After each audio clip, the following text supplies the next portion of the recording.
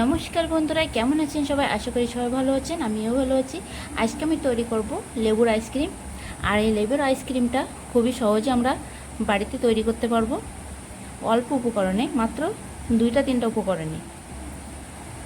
আর এটা গরমে কিন্তু প্রাণ ঠান্ডা করার জন্য খুবই একটি উপকারী জিনিস। এটা কীভাবে তৈরি করছি তা দেখে আসি। আমি লেবুর আইসক্রিম বানানোর জন্য এরকম সাইজের 2টা পাতিলেবু নিয়েছি। এবার আমি লেবুর রস করার জন্য যে চাপা কল আছে তার সাহায্যে লেবুর রসটা করে নেব।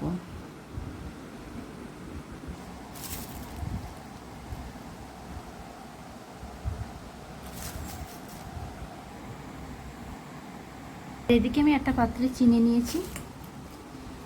আইসক্রিমটা হালকা একটু টক টক মিষ্টি মিষ্টি হবে, এরকম স্বাদ মতো আমি চিনিটা নিয়েছি।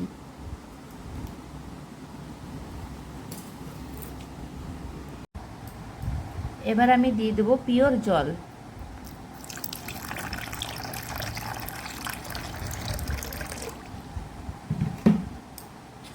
তারপর একটা চামচের সাহায্যে আমি চিনিগুলো ভালো করে গুলে নেব।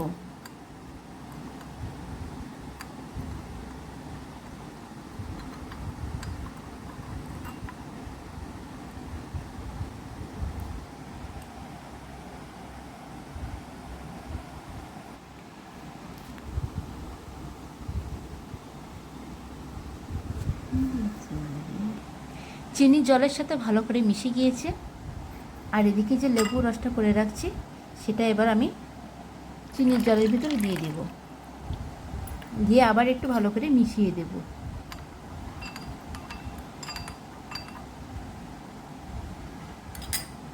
আর এদিকে আমি আইসক্রিমটা বসানোর জন্য এরকম সাইজের কয়টা কাপ ভালো করে ধুয়ে নিয়েছি।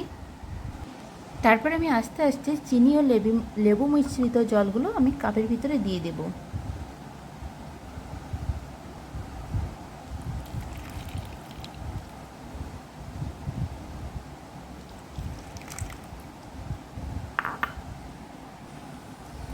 এবার আমি এরকম সাইজের কয়টা কাগজ নিয়েছি আর মাঝখান থেকে একটু ছিদ্র করে নিয়েছি।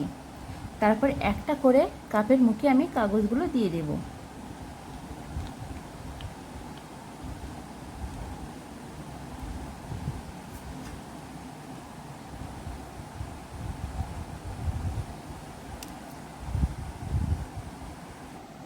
এভাবে প্রতিটি কাপের মুখে আমি কাগজগুলো দিয়ে দেব। এবার আমি আইসক্রিম কাঠিগুলো দিয়ে দেব।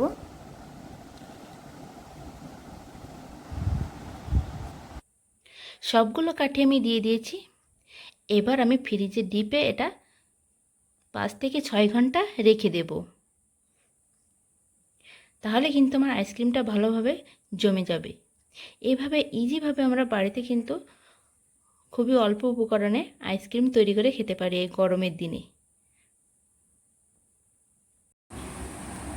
বন্ধুরা, 6 ঘন্টা পরে আমি দেখব কেমন হয়েছে আইসক্রিমটা। খুবই সুন্দর হয়ে গিয়েছে। এভাবে কিন্তু আমরা বাড়িতে বানিয়ে খুব ভালোভাবে খেতে পারি।